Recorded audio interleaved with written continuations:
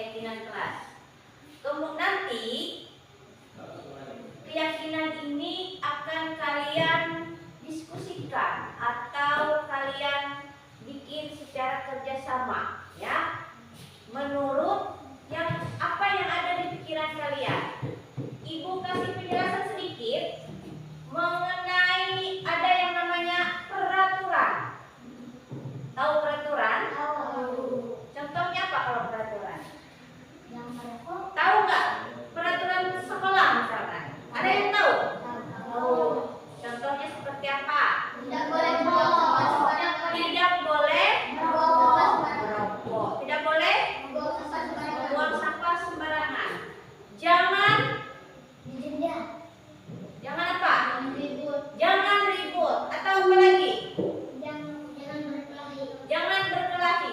Nah, yang namanya peraturan berarti sebabnya nanti akan berdampak pada hukuman, ya.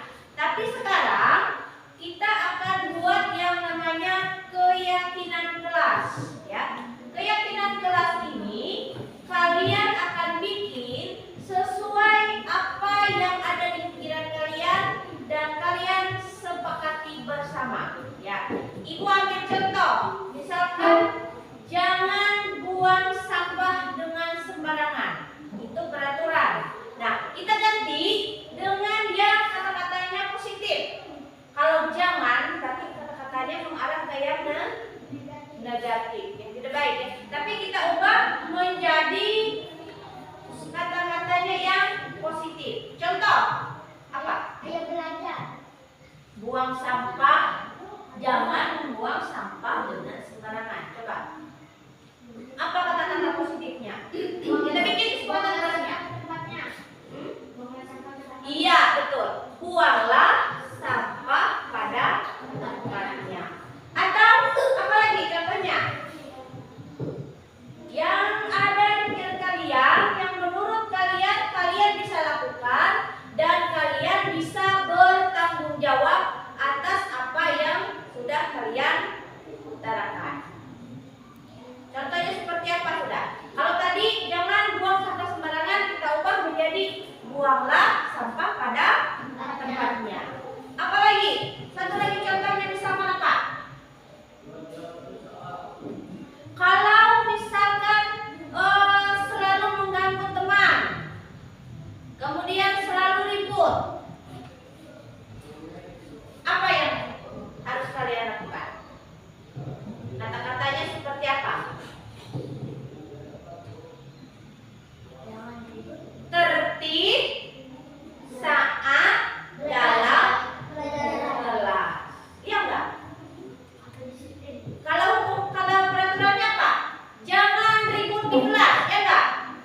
Tapi kalau kita ubah menjadi keyakinan kelas, maka kata-katanya tertib dalam kelas atau tertib saat belajar. Sampai di sini saya dipahami? Bisa? Ini ibu bagikan, ya. Jadi kalian tulis nanti apa-apa saja.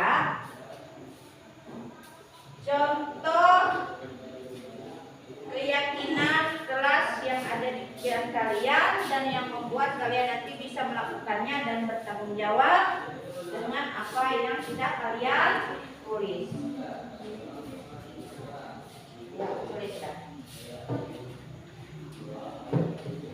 Dengan menggunakan kalimat yang positif. Jangan ada kata jangan, dilarang. Silakan.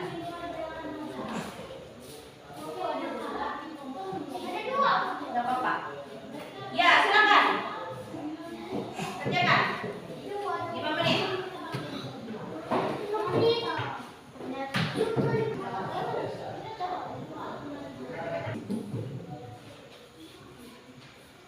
Namanya dulu ditulis nama. Ya.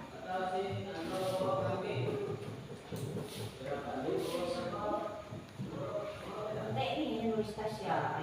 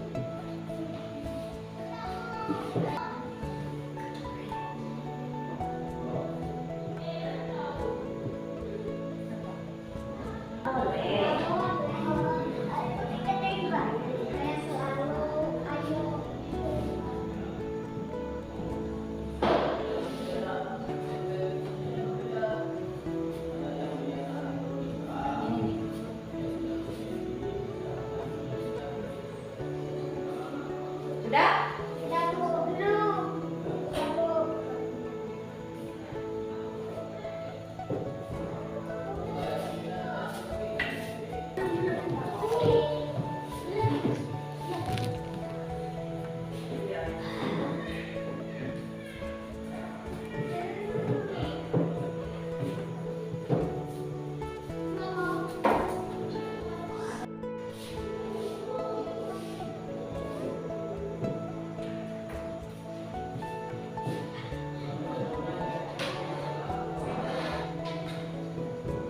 Ya.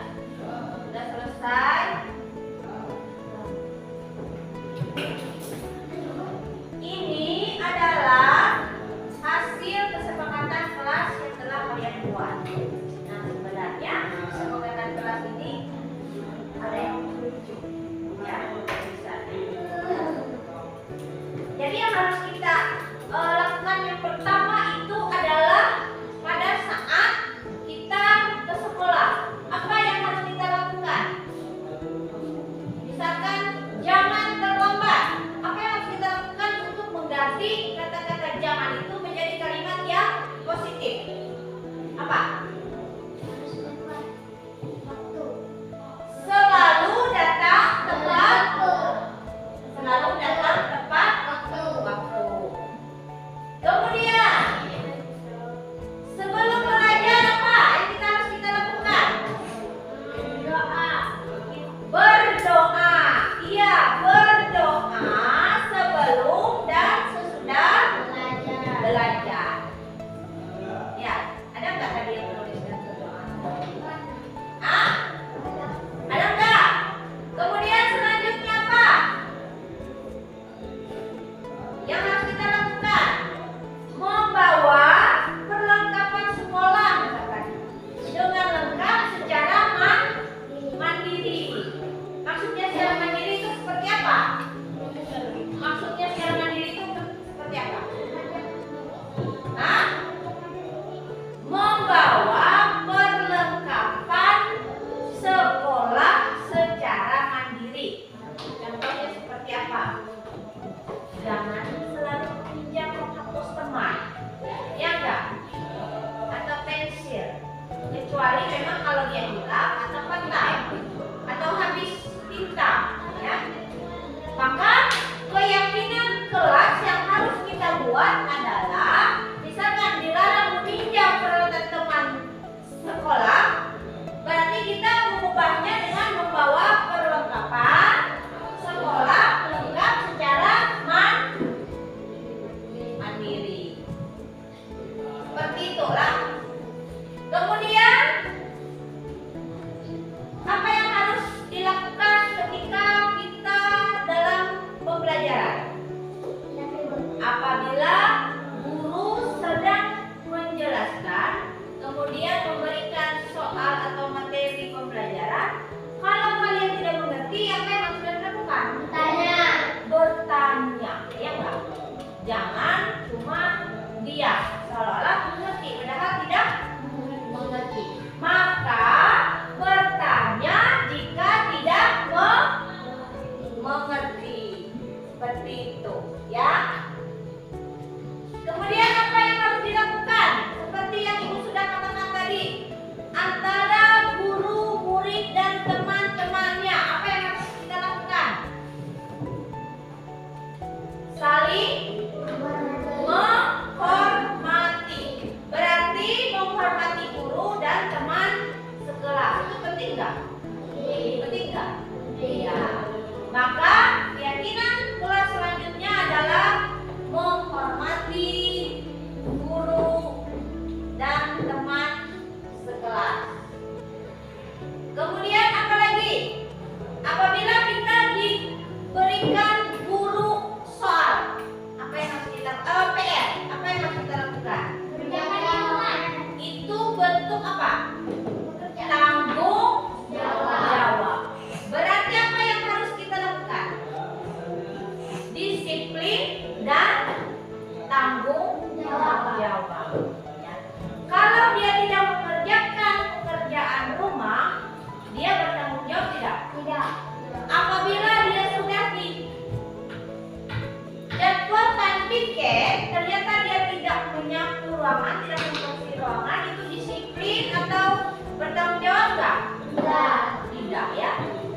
tidak disiplin dan juga tidak bertanggung jawab.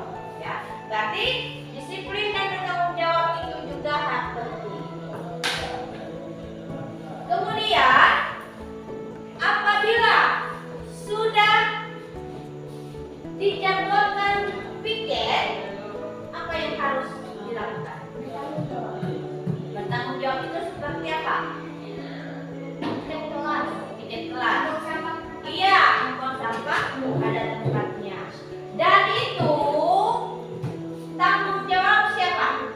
Kebersihannya. Kebersihan sekolah, kebersihan kelas, kebersihan lingkungan yang ada di sekitar kita, itu tanggung jawab siapa? Semua, bukan cuma piket saja ya. Bukan cuma siswa yang piket atau yang piket yang bertanggung jawab untuk semua kebersihan sekolah atau tanggung jawab paman, tidak seperti itu. Tetapi semua warga sekolah. Ya. Jadi semua warga sekolah wajib bertanggung jawab untuk menjaga kebersihan lingkungan sekolah. Baik, kalau sudah jeda.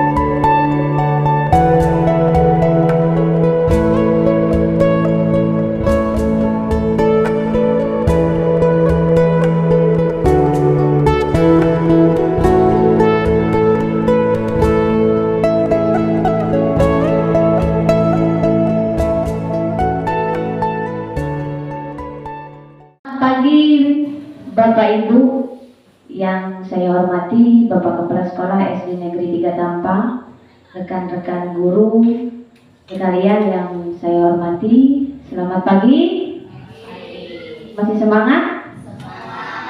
Terima kasih karena Bapak Ibu sudah membersamai saya untuk melakukan menuntaskan modul 1.4 guru penggerak.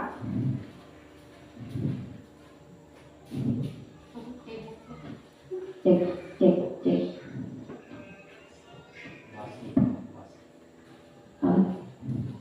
Untuk menyelesaikan modul 1.4 guru penggerak, yaitu aksi nyata koneksi budaya positif, aksi nyata koneksi antar materi. Sebelum saya memaparkan materi, saya akan sedikit bercerita tentang guru penggerak. Saya adalah yang lulus guru penggerak angkatan 11 yang sekarang sedang melakukan pendidikan di Kabupaten Barito Timur. Jadi kami peserta se-Kabupaten Barito Timur itu ada 17 orang peserta dan saya adalah salah satunya.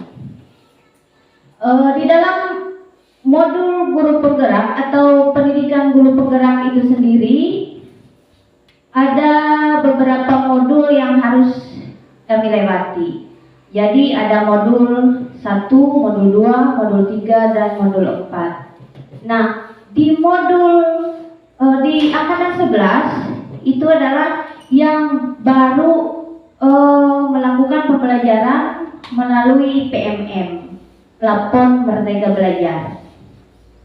Nah, di pembelajaran atau di pendidikan guru penggerak yang kami jalani di modul 1.1 di modul 1 itu ada beberapa bagian yang harus kami lewati.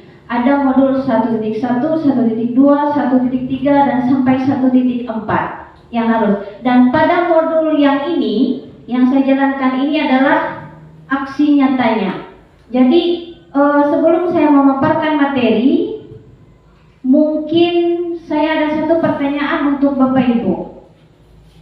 Sekarang kita telah melaksanakan yang namanya pembelajaran Merdeka Belajar. Apakah kita tahu apa yang disebut dengan pembelajaran kurikulum merdeka? Bapak Ibu, kurikulum merdeka itu seperti apa? Saya ingin bertanya dulu kepada Bapak Ibu. Yang ada di pikiran kita, selama ini, kita berubah dari kurikulum ke-13 ke kurikulum Merdeka Belajar. Dari kepala sekolah,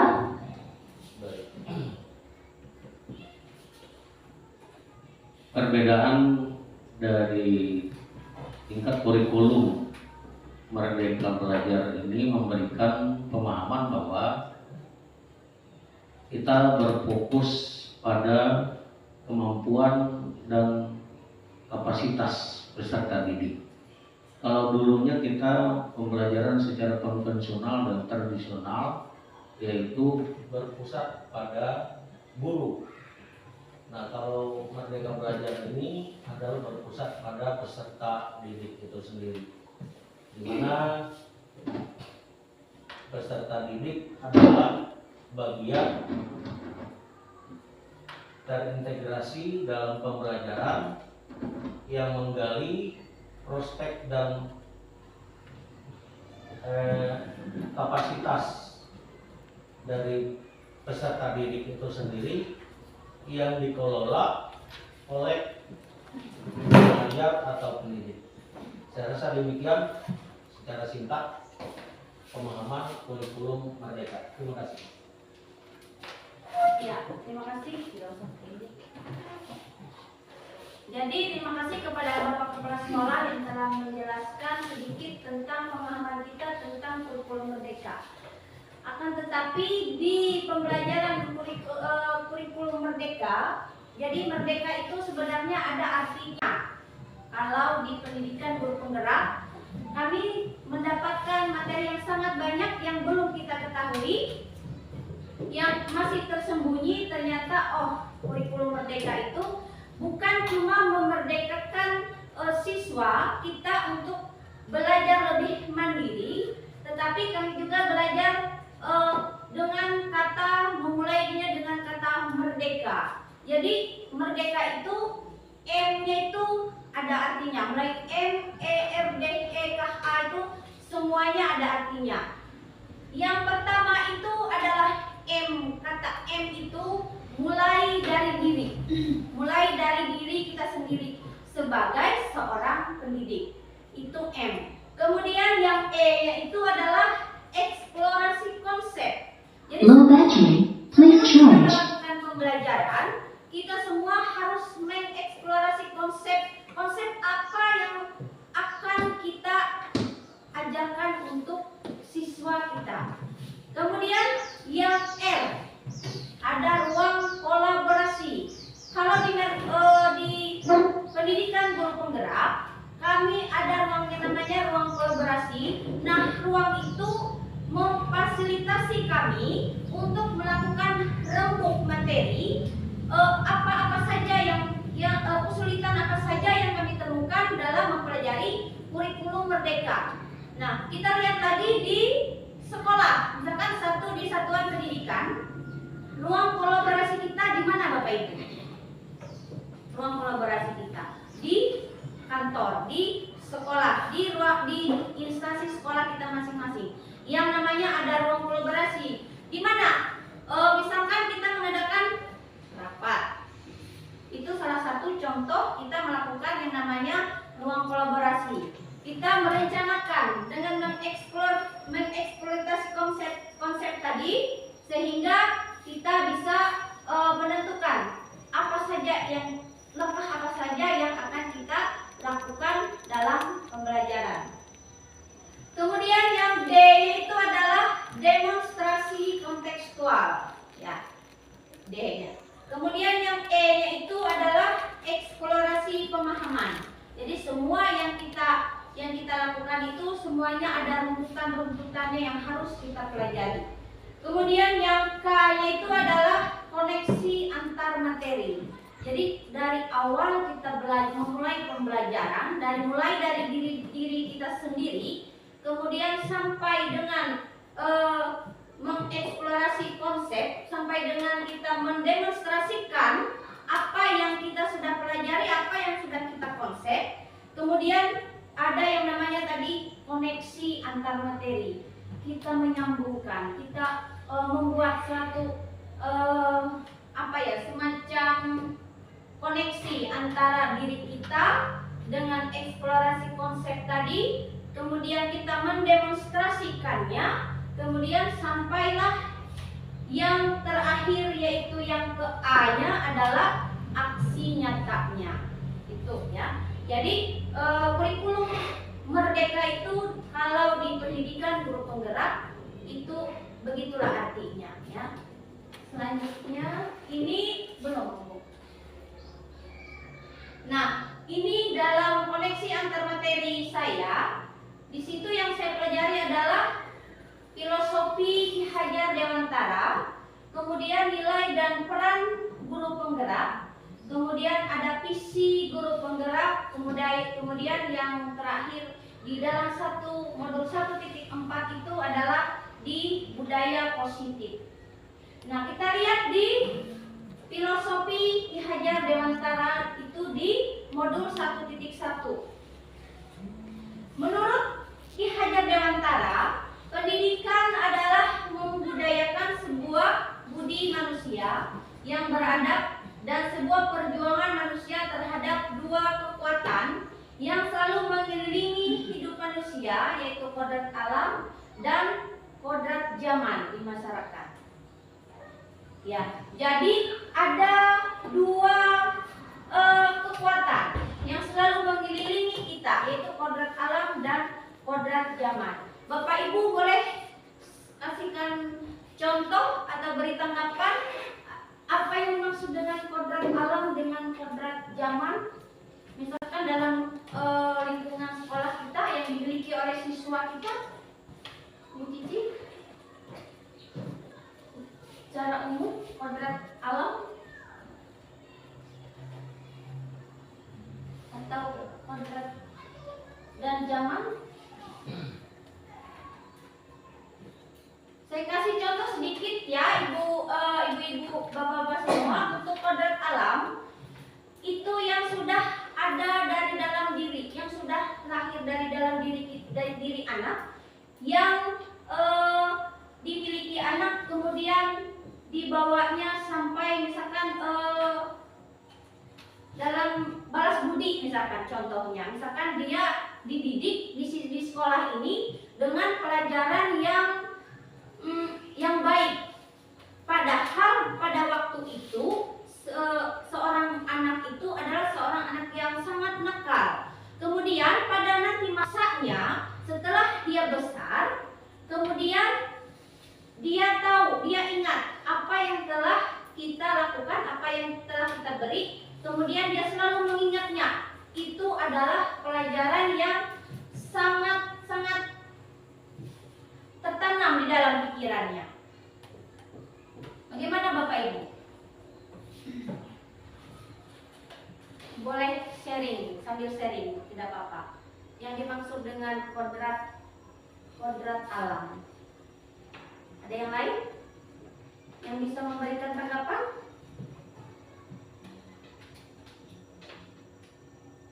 Mungkin sekedar membuka sedikit wawasan, memicu nanti ya rekan-rekan yang lain lebih memahami dan punya gagasan.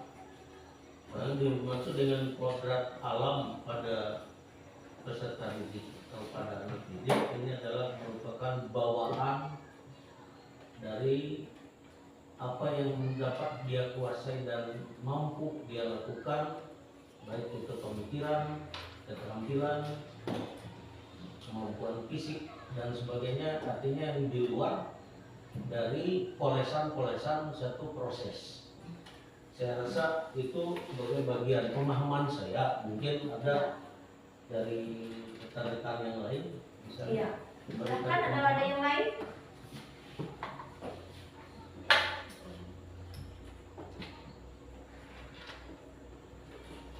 Yang dimiliki oleh seseorang dari lahir yang dipengaruhi kultur, Bapak ya? Iya. Ya, seperti itu. Ya. Contohnya seperti apa kira-kira, Bapak Ibu? Yang ada di dalam diri kita, atau yang ada di dalam diri peserta didik yang dibawa sejak lahir, yang dipengaruhi oleh kultur. Kultur itu banyak macam. Ada kultur budaya, ada kultur banyak macam yang mempengaruhi kita, yang kita bawa sejak lahir. Kira-kira apa ya Bapak Ibu? Baik, maksudnya begini, sebagai contoh misalnya, anak yang tinggal di daerah perkotaan beda nanti, artinya kodrat alamnya anak yang misalnya berada atau lahir di satu tempat di hutan misalnya atau di desa-desa, artinya dari sikap itu mungkin ada yang satu misalnya dia akan mampu mendeteksi misalnya dari alam itu tumbuh-tumbuhan ini bisa dimakan, Iya. ini yang tidak misalnya, itu kan kemampuan Iya. kultur tadi. Kemudian demikian juga budaya, anak-anak di daerah tertentu beda dengan anak-anak di daerah satu pegunungan atau di pantai. Itu saya rasa itu. Iya. Iya, seperti itu. Garis besarnya seperti itu. Jadi apa yang kita punya dari lahir kemudian dipengaruhi oleh kultur yang ada di daerah kita sendiri. Kemudian selanjutnya yang kodrat zaman. Silahkan Bapak Ibu. Yang kodrat zamannya.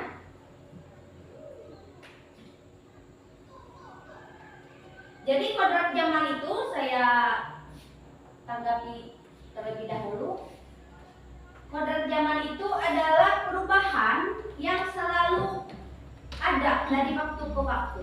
Misalkan dari dulu kita tidak mempunyai handphone, tetapi seiring dengan perkembangan zaman, sekarang siswa-siswa kita dalam pembelajarannya menggunakan handphone. Itu yang garis besarnya ada kodrat alam dan kodrat zaman. Ada contoh kodrat zamannya seperti itu. Jadi banyak sekali perubahan-perubahan yang ada di sekitar kita dipengaruhi oleh kodrat zaman. Karena zaman kita ini semakin hari semakin maju. Nah, di situ ada nilai dan peran guru penggerak itu kalau di modul saya.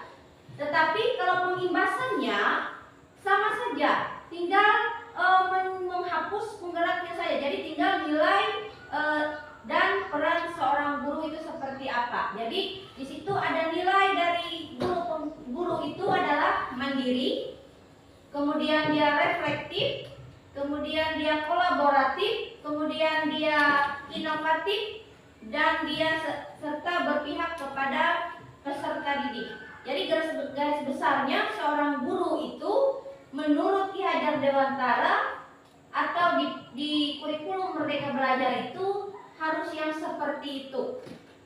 Dia mandiri, reflektif, kolaboratif, inovatif, serta berpihak kepada murid. Lalu peran kita ini seperti apa? Menjadi pemimpin pembelajaran, menjadi pemimpin pembelajaran yang mendorong ekosistem pendidikan di sekolah. Itu tugas utama kita menjadi seorang guru. Karena kita seorang guru itu adalah seorang pemimpin pembelajaran bagi anak murid kita. Kemudian menggerakkan komunitas seperti yang sudah kita lakukan di satuan pendidikan kita ikut yang namanya komunitas KKG ya. Jadi peran kita itu salah satunya adalah itu. Kemudian menjadi coach bagi guru lain. Contohnya ya seperti saya ini yang berdiri di sini itu menjadi coach bagi guru lain. Artinya sebagiannya yang seperti inilah yang saya imbaskan nantinya apabila saya sudah lulus menjadi sebagai seorang guru penggerak, yaitu menjadi coach bagi guru lain. Memberikan ilmu yang saya dapatkan itu harus diimbaskan kepada guru-guru yang lain. Tidak tok di saya saja, tapi harus dibagikan. Apapun keluhannya, apapun nanti rintangannya, apapun yang terjadi, inilah tugas seorang guru penggerak yang harus dilaksanakan. Kemudian mendorong kolaborasi antar guru, mendorong kolaborasi. Ini sebenarnya yang sangat sulit di setiap satuan pendidikan. Berkolaborasi itu yang sangat sulit, ya. Karena apa? Tanpa kolaborasi segala sesuatu itu tidak akan menjadi baik.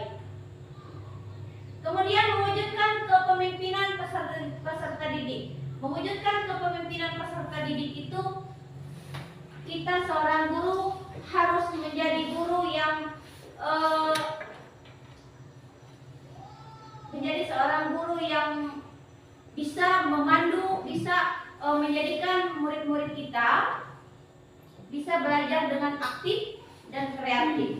Yang namanya pembelajaran di kelas menggunakan kurikulum Merdeka Belajar ini, kita sudah menuju yang namanya pembelajaran berdiferensiasi.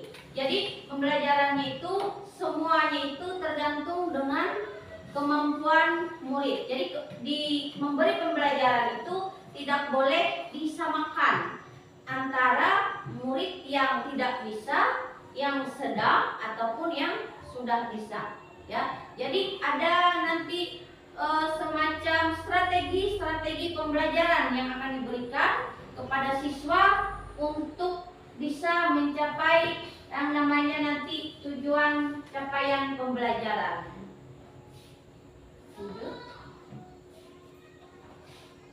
Nah, kemarin pada minggu-minggu kemarin kami dari peserta CGP ada yang namanya di setiap bulannya itu ada pendampingan praktik tentang visi guru. Nah, visi guru ini yang mereka gali itu adalah pemikiran dari kita sendiri. Nanti disesuaikan dengan visi sekolah kita masing-masing. Jadi kalau visi saya di sini saya buat terwujudnya peserta didik yang berkarakter, cerdas dan berprestasi, kemudian berwawasan global dan peduli lingkungan, dan dengan terwujudnya teori apresiatif inquiry dengan tahapan bagja. Jadi ini adalah visi guru penggerak saya yang saya ajukan untuk melengkapi modul saya di koneksi antar materi. Nah kemarin pada pendampingan guru penggerak yang kedua, pengajar praktik kami telah menyesuaikan dengan Bapak Kepala Sekolah visi saya dengan visi yang ada di sekolah ini dengan membuang kata-kata yang rancunya, kemudian nanti akan dilanjutkan dengan pembuatan atau ada perubahan mungkin nanti di visi sekolah maupun di visi saya ini, semacam disinkronkan begitu. Kemudian yang dimaksud dengan bagja. Bagja ini adalah cara membuat visi sekolah. Jadi kalau kita membuat visi sekolah itu sebenarnya bukan cuman kumpul lalu kita ngomong yang ada di pemikiran kita, bukan seperti itu sebenarnya. Tapi kita ada prosedurnya yang dikasih orang yang dari sana itu dengan yaitu menggunakan yang namanya bakja. Bakja itu mulai dari buat pertanyaan utama dulu. Untuk kita membuat visi sekolah, kita harus memulainya dengan membuat pertanyaan utama. Kemudian selanjutnya yang A-nya itu ambil pelajaran. Jadi pelajaran apa yang ada di sekolah kita, visi ini kan mencakup semua, mencakup dari pelajaran maupun lingkungan maupun keberadaan kita. Jadi ambil pelajaran apa yang akan kita angkat untuk membuat visi sekolah. Kemudian yang selanjutnya G itu adalah gali mimpi. Jadi harus kita bermimpi dulu. Misalkan sekolah ini kedepannya akan seperti apa? Apakah kita bermimpi itu akan lebih maju dari sekarang, atau malah mentok di situ, tidak ada perkembangan. Jadi dari mimpi itu sangat dianjurkan di situ. Kita harus berhayal dulu tentang sekolah kita itu akan seperti apa ke depannya. Kemudian jabarkan rencana. J itu jabarkan rencana. Jadi semua yang kita buat pertanyaan tadi sampai ke ambil pelajaran, kemudian mimpi-mimpi ke depan kita seperti apa, baru selanjutnya kita akan jabarkan rencana kita ke depannya akan seperti apa. Nah, setelah itu kemudian selanjutnya baru atur eksekusi. Atur eksekusi. Jadi semua bagian-bagian mulai dari bakja, mulai di B, kemudian A-nya itu ambil pelajaran, kemudian yang G itu kita gali mimpi, kemudian yang J-nya itu jabarkan rencana, sampai yang ke A-nya itu atur eksekusi. Barulah nanti kita buat yang namanya visi guru. Nah, konsep selanjutnya adalah konsep-konsep inti budaya positif. Yang pertama itu adalah disiplin positif. Kemudian yang selanjutnya adalah teori kontrol. Kemudian yang selanjutnya adalah teori motivasi. Kemudian hukuman dan penghargaan itu yang harus kita yang ada di seorang guru itu seperti itu, harus ada konsep-konsep budaya positifnya. Kemudian posisi kontrol guru itu seperti apa? Kemudian kebutuhan dasar, kemudian ada keyakinan kelas, dan juga yang terakhir itu adalah nantinya ada segitiga restitusi. Yang pertama itu budaya positif. Dari tahapan bakja tadi memunculkan yang namanya budaya positif.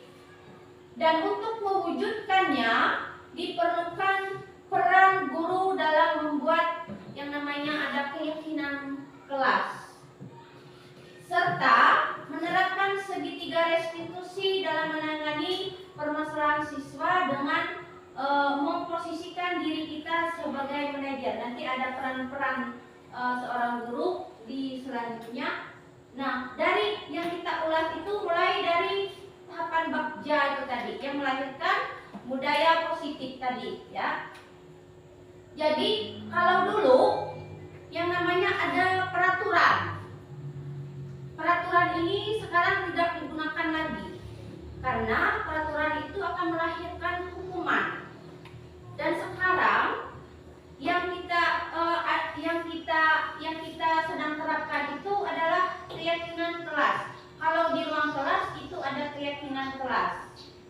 Keyakinan kelas itu seperti apa?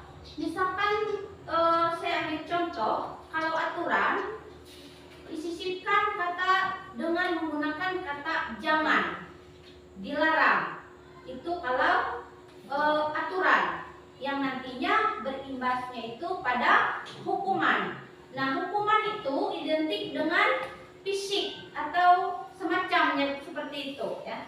Tetapi kalau keyakinan berarti kita sudah memberikan keleluasaan kepada murid-murid kita untuk menyampaikan apa yang ada di pikiran mereka, yang harus mereka lakukan ketika mereka berada di dalam kelas, yang nantinya jatuhnya itu kepada konsekuensi yang mereka dapatkan. Berarti bukan lagi mendapatkan hukuman. Misalkan kita ambil contoh, jangan buang sampah sembarangan. Itu termasuk aturan. Nanti hukumannya seperti apa? Misalkan berdiri atau bagaimana secara fisik begitu. Itu yang tidak boleh sekarang. Dan sekarang yang diterapkan adalah keyakinan kelas. Kalau jangan buang sampah sembarangan, berarti yang sekarang harus kita lakukan adalah buanglah sampah pada tempatnya. Begitu. Begitu seterusnya. Misalkan jangan ribut di dalam kelas. Itu aturannya kalau dulu. Tapi sekarang kita ubah lagi menjadi seperti itu. Jadi itu yang dimaksud dengan keyakinan kelas. Jadi semua sekarang itu sudah berproses ke arah yang lebih baik. Kemudian perubahan paradigma belajar, paradigma belajar. Pembelajaran itu berpusat kepada murid, peningkatan keterampilan abad ke-21, berpikir kritis, kreatif, kolaboratif, komunikatif, memecahkan masalah, dan literasi digital. Jadi semuanya kita sekarang serba digital. Integrasi teknologi, pembelajaran lintas disiplin, pengembangan karakter, dan etika penerapan profil Pancasila, keterlibatan komunitas belajar. Jadi yang saya ingin tanyakan sebenarnya, saya dulu kemarin waktu di Lokakarya, orang bertanya, jangan cuma bisa menulis paradigma. Yang dimaksud paradigma itu sendiri apa? Jadi saya bingung. Menurut Bapak Ibu sendiri apa paradigma itu?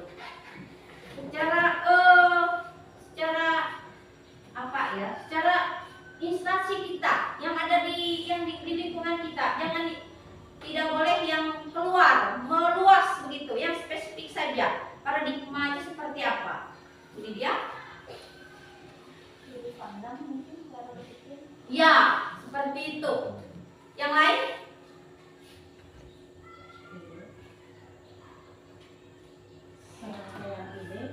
Iya, boleh seperti itu. Jadi waktu dulu Bapak Ibu saya sedikit memberikan cerita. Jadi setelah kami melakukan modul, jadi yang namanya ada Lokakarya. Lokakarya itu jadi semua yang kita pelajari itu jadi tidak menunggu kamu nanti pertanyaannya ini, kamu enggak seperti itu. Jadi orang tuh langsung menunjuk saja. Dan yang paling sakitnya itu adalah, Bapak Ibu tahu, saya ini paling miskin kata. Jadi ngomong saja, saya itu kalau 5 menit saya nggak bisa berbicara di depan orang banyak itu sampai 5 menit itu nggak bisa sama sekali. Karena apa? Saking gugupnya, saking nervousnya saya. Jadi pada waktu orang bertanya langsung, Ibu Dedi Saptaruni, apa yang kamu bikin itu? Jadi kita harus bisa menjabarkan apa yang kita tulis. Makanya sekarang sebelum saya tulis, saya cari dulu artinya, kemudian saya tulis, saya pelajari dulu. Takut nantinya sampai di sana atau yang di ruang kolaborasi itu, yang fasilitatornya itu tidak pandang bulu kalau mau bertanya langsung. Ibu ini silahkan tanggapi ini. Satu pertanyaan itu, Ibu ini bagaimana ini tanggapan seperti itu. Jadi kita harus siap dengan pendapat kita. Dan di dalam pembelajaran guru penggerak, untungnya tidak ada kata salah. Itu saja. Tidak ada kata salah. Jadi semua mau itu menurut kita salah, menurut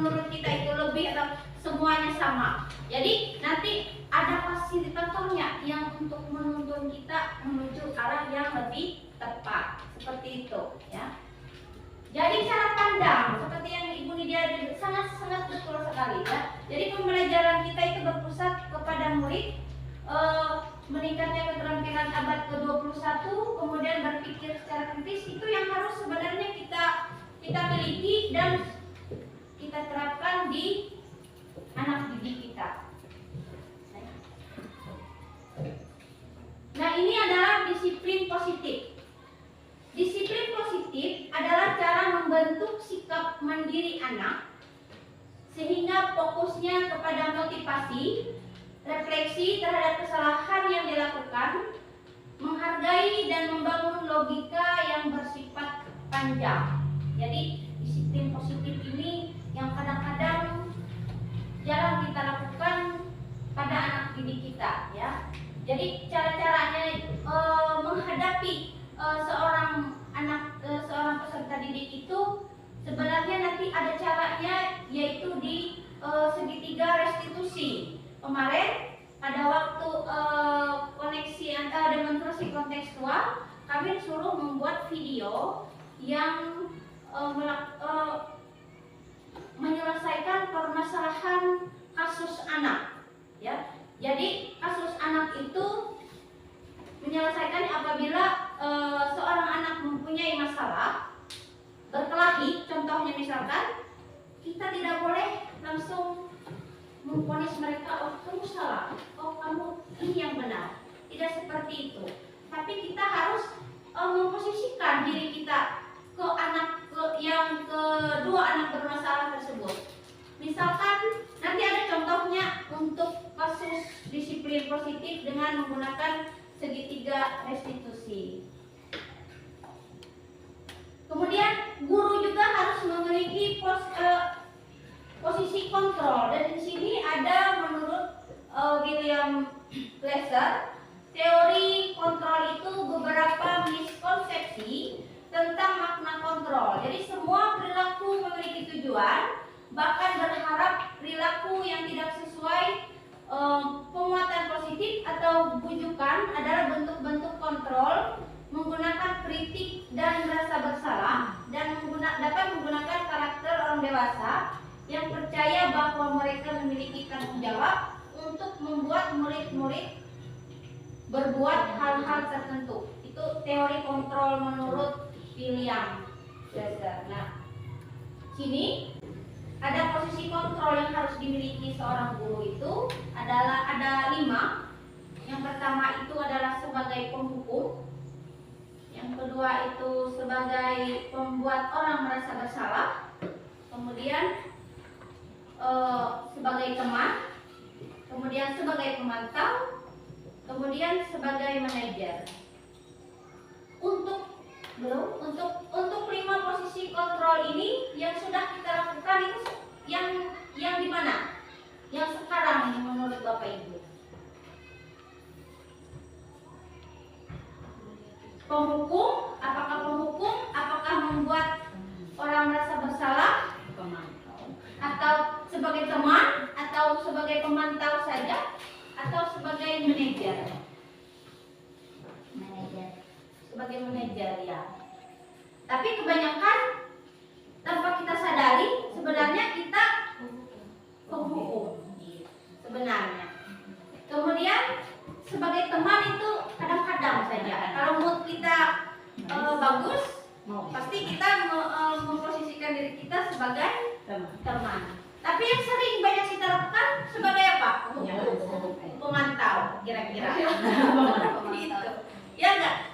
Apabila kita memberikan tugas, kemudian meninggalkannya cuma begini saja di dalam ruangan, kita adalah sebagai pemantau saja untuk anak-anak. Itu yang sering kita paling banyak dilakukan. Kita adalah, kalau menurut saya, waktu dulu adalah sebagai pemantau. Itu saya dulu. Setelah pemantau, saya sebagai penghukum. Kemudian kalau pembuat kadang-kadang saja saya memposisikan diri saya sebagai teman. Kalau membuat orang bersalah itu sulit. Sebagai manajer baru setelah setelah saya mengikuti guru penggerak, saya terus terang itu posisi yang ada sebenarnya ada pada guru. Tetapi yang paling efektif itu adalah posisi sebagai manajer. Ada 3 motivasi perilaku manusia.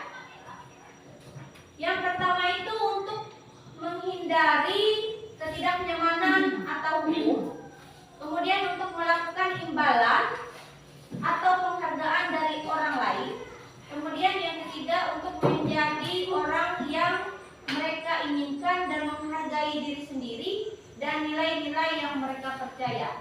Itu 3 motivasi perilaku manusia yang ada di dalam diri kita dan tidak bisa dipungkiri 3 motivasi itu ada di dalam diri kita. Nah, ada yang namanya hukuman dan penghargaan. Hukuman dan penghargaan adalah salah satu cara mengontrol perilaku murid yang secara tidak langsung menghambat potensinya. Tuh, yang hukuman. Kemudian dalam jangka waktu tertentu, baik hukuman dan penghargaan akan sama memberikan dampak yang sama, yakni ketergantungan, bukan kemerdekaan, dan tentunya mematikan motivasi internal seseorang. Itu dampak dari hukuman dan penghargaan. Karena yang diberikan hukuman itu nantinya akan merasa gimana lah kalau sudah dihukum itu, rasa percaya diri seorang anak itu akan jatuh. Kalau sudah dihukum, dia merasa bersalah, tapi ada juga rasa dendam di dalam dirinya. Seperti itu.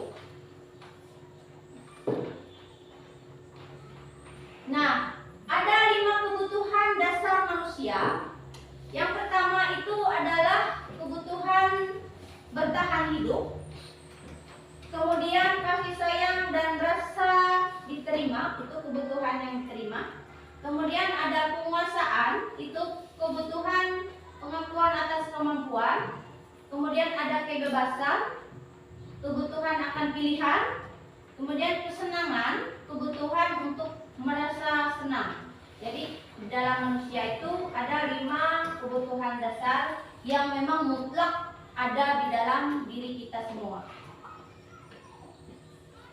Nah, ini tadi yang keyakinan kelas tadi. Jadi nilai-nilai kebajikan yang diyakini oleh warga kelas untuk menumbuhkan motivasi internal dan budaya positif di kelas. Tadi sekilas sudah dijelaskan tentang keyakinan kelas. Jadi tidak lagi menggunakan kata jangan atau dilarang, tapi menggunakan ada nilai-nilai kebajikan yang diyakini yang bisa membuat atau menumbuhkan motivasi seorang peserta didik menjadi lebih positif. Nah, tadi saya sekilas menyinggung tentang segitiga restitusi. Kemudian di sini restitusi itu apa sih?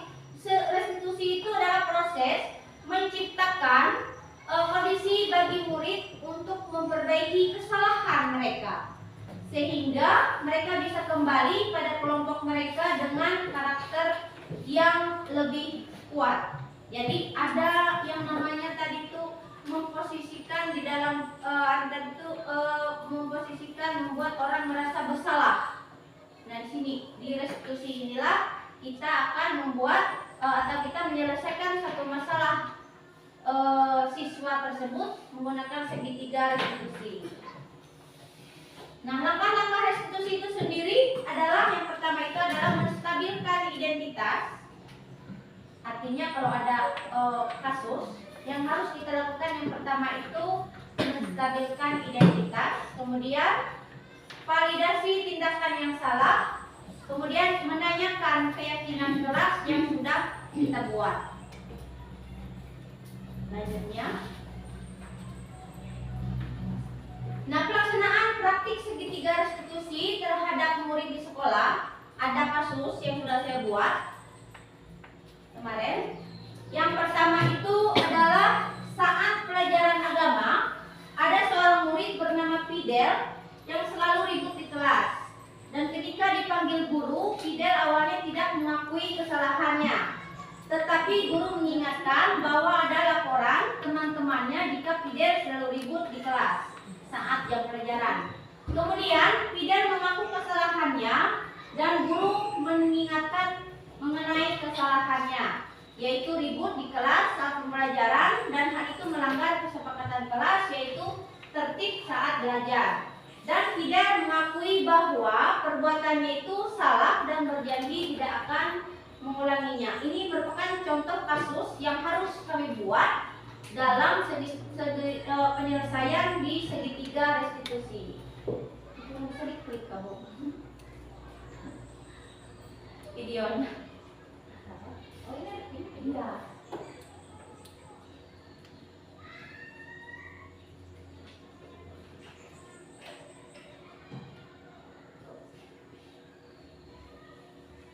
Jadi yang pertama itu adalah menstabilkan identitas. Menstabilkan identitas itu artinya kita membuat siswa itu datang ke kita, kemudian kita menanyakan apa yang sedang terjadi, otomatis semua siswa pasti tidak akan mengaku. Apa yang sudah mereka lakukan itu semuanya tidak akan mengaku. Nah, sampai saatnya nanti kita ke yang kedua, yang nomor 13. Yang sana, yang ke-13. Ya. Yang 18. Nah, yang kedua kemudian memvalidasi tindakan yang salah. Jadi kita bertanya dari hati ke hati dengan penuh kelembutan, itu yang sering tidak bisa dilaksanakan segitiga restitusi itu. Dengan penuh kelembutan kita memposisikan diri kita dengan siswa tersebut. Kalau dia bersalah, kita juga memposisikan diri kita di yang bersalah itu sendiri. Kalau saya seperti kamu, saya akan berbuat seperti itu. Jadi penuh kelembutan. Sebenarnya dari dalam diri kita tidak pas seperti itu. Apalagi untuk menghadapi siswa yang sangat nakal. Jadi segitiga restitusi. Tapi itulah yang harus kita jalani. Semua yang harus kita lakukan di dalam satu pembelajaran kurikulum merdeka ini, salah satunya kita harus melakukan yang namanya segitiga restitusi. Yang pertama itu kalau ada masalah, kita harus menstabilkan identitas. Kemudian yang kedua kita harus memvalidasi tindakan yang salah. Kemudian nanti yang ketiga itu menanyakan keyakinan yang sudah mereka buat tadi. Lanjut yang kedua.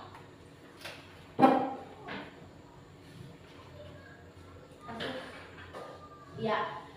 Saat jam istirahat ini merupakan contoh kasus yang sudah saya buat. Jadi ada 2 kasus. Videonya ini nggak bisa nggak bisa di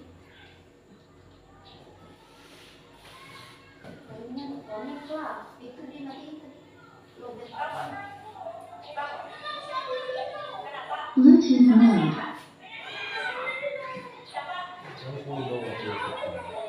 Ini adalah kasus yang real pada saat anak-anak berkelahi.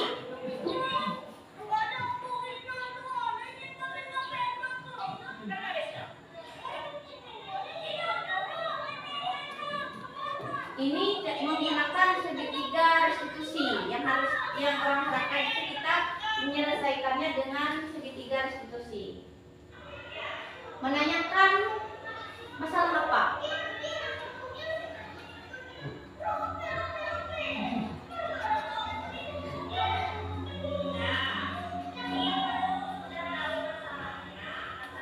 Kemudian selanjutnya itu nanti kita harus memposisikan diri kita.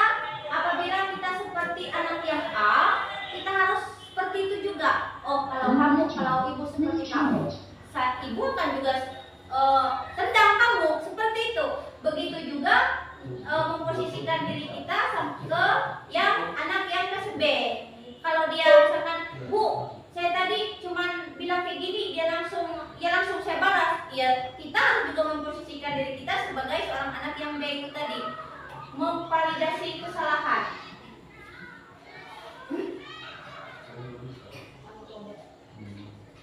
Attention, please charge.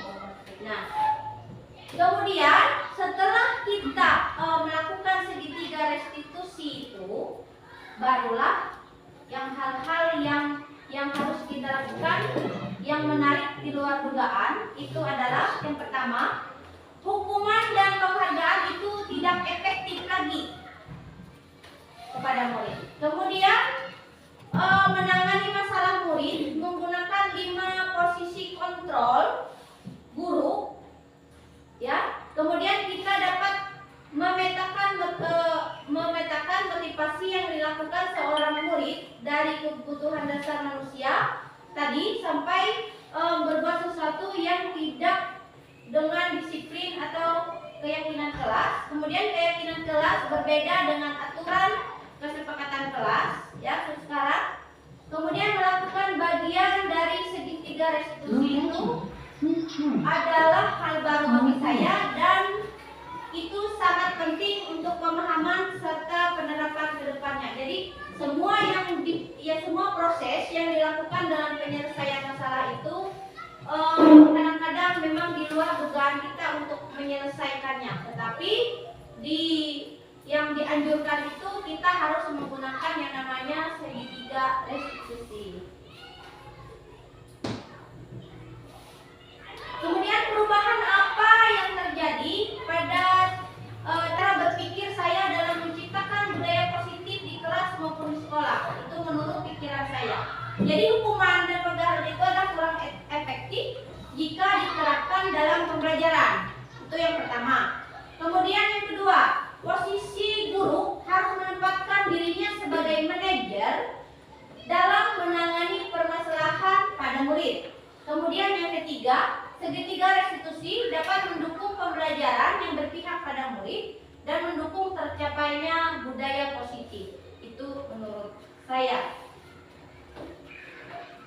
Kemudian pengalaman yang pernah dialami terkait penerapan konsep-konsep inti dalam modul budaya positif, baik di lingkungan maupun di sekolah. Jadi saya pernah menyelesaikan kasus pelanggaran yang dilakukan murid, tetapi saya belum menggunakan pendekatan dengan segitiga restitusi itu sendiri karena memang belum membuat satu keyakinan kelas kalau kemarin, ya. Jadi tapi kedepannya saya akan berusaha kemudian agar saya bisa menjadi pedoman saat penerapan segitiga restitusi itu sendiri. Tapi saya menerapkan di tahapan menstabilkan identitas dan validasi tindakan sudah tadi 2 kali double.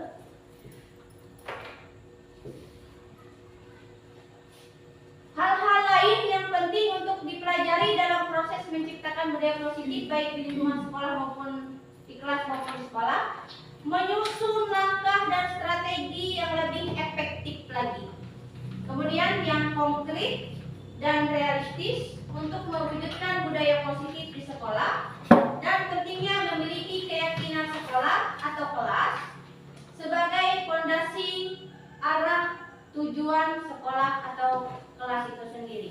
Jadi Bapak Ibu, sebenarnya dalam kemarin, dalam tahun ajaran baru kemarin, sebelum kita melakukan pembelajaran, pada awal rapat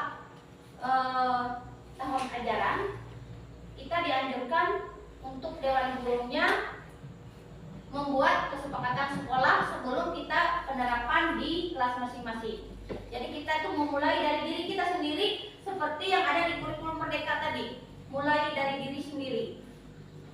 Membuat kesepakatan sekolah itu dilakukan oleh guru, kepala sekolah, dan juga pokoknya semua warga sekolah yang harus dilakukan. Sebenarnya baru nanti selanjutnya kita melakukan kesepakatan yang ada dalam kelas, yaitu berupa keyakinan kelas. Contohnya yang kesepakatan sekolah itu yang ada budaya positifnya. Kalau di kelas, kesepakatan kelas, kita ambil contoh, selalu datang tepat waktu. Kita anjurkan untuk murid. Tapi masa kita cuma untuk murid saja? Masa gurunya enggak? Itu yang selalu orang anjurkan untuk kita. Memulainya dulu dari dalam diri kita sendiri, baru ke muridnya. Testimoni satu orang saja.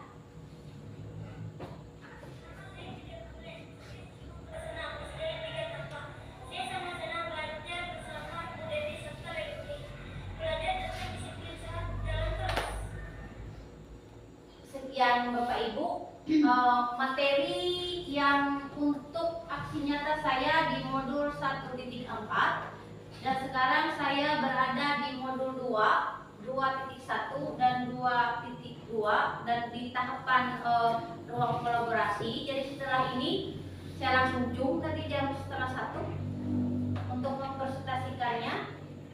Jadi demikianlah paparan materi yang bisa saya sampaikan. Terima kasih kepada Bapak Ibu yang telah membersamai saya dalam melaksanakan atau sudah berkolaborasi dengan saya untuk menyelesaikan tugas aksi nyata saya di modul 1.4. Selamat siang, terima kasih.